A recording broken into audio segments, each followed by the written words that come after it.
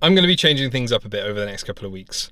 The video and photography stuff will be coming back soon, but I want to talk to you more about the coronavirus. And I made a video on it last week and how it was likely to affect my business and the film industry all around the world. But I want to talk to you about how it's affecting me personally and how it's affecting the UK personally, mainly to document this time in our lives, because I think this is going to be much bigger than everyone realizes. So I'm going to do a daily update video vlog about the current situation with the coronavirus and how it's affecting both me and the UK in general, and whether I think the UK and the government are doing enough about it. So at the moment, Italy have closed all their borders. They're on complete lockdown. Belgium have closed their borders on complete lockdown. I was just talking to my neighbour who's from Poland. He said the same thing's happened in Poland. And even though there's only 2 or 3 people have died in Poland, they've completely shut the country down. So for me, today is the day that the coronavirus really is starting to kick in and affect people in the UK. Over the weekend, I went home and spent some time with Rachel's parents, and we took a trip to Aldi on Sunday morning at 10 o'clock. We got there about 5 to 10. The car park was completely rammed. You couldn't get in or out. We ended up actually parking behind the car park so we could go in, and all we wanted to get was some goat's cheese and some crackers. And it was like an apocalypse had hit the world and people were just panic buying.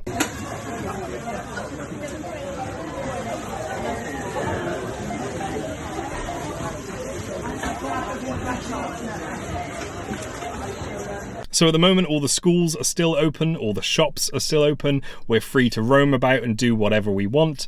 I'm currently in a car park ready to go and buy some fish and chips because I think it's going to be the last time we can get fish and chips for quite a long time. And it feels like the government are just covering their heads in a blanket and not worrying about it.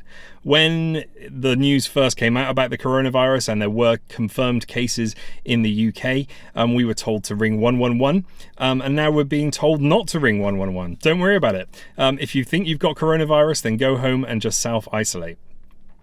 And that seems absolutely mental to me, because now in the UK, we have no idea how many people actually have coronavirus. There could be hundreds of cases that are just undiagnosed because we're being told not to worry about it and don't tell anybody. I think soon our hospitals are going to become completely overrun with people with the coronavirus who really need medical help. But then you've got to think about the people who are going in for life-changing surgery, people who've got cancer who need medical attention. And I'm concerned about those people as well, because if we'd have closed our borders, locked down as soon as the first couple of cases came into the UK, like other places in Europe have, then this wouldn't be such an epidemic, and it's now been classed as a pandemic. It just seems absolutely crazy. I'm gonna go get some fish and chips.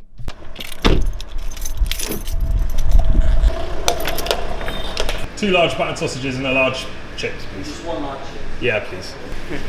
So you work in a fish and chip shop in, where are we? In Durrington in Wiltshire. Yeah. So, do you think the coronavirus is going to affect you, is it? well, it hasn't yet, but I hope it doesn't, because, you know, everyone's trying to get a little bit of money, but I don't really know. People are saying it will affect us, but I haven't seen anything yet, and maybe because this is like countryside, it hasn't like reached down here yet, in my opinion. What we was told to self-isolate. Oh. What would happen? How long can you keep running without any customers? From what I know, there's a certain law that's going to allow food businesses that's going to like to continue doing their thing, even though it's going to be locked down or whatever they're planning to do.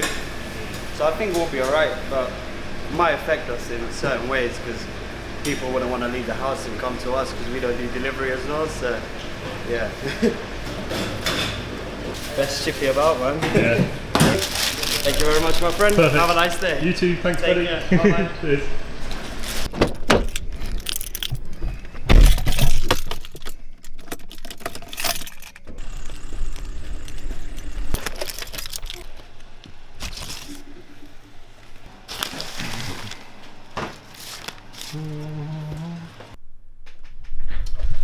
So my business partner Anya is currently on her honeymoon in Morocco.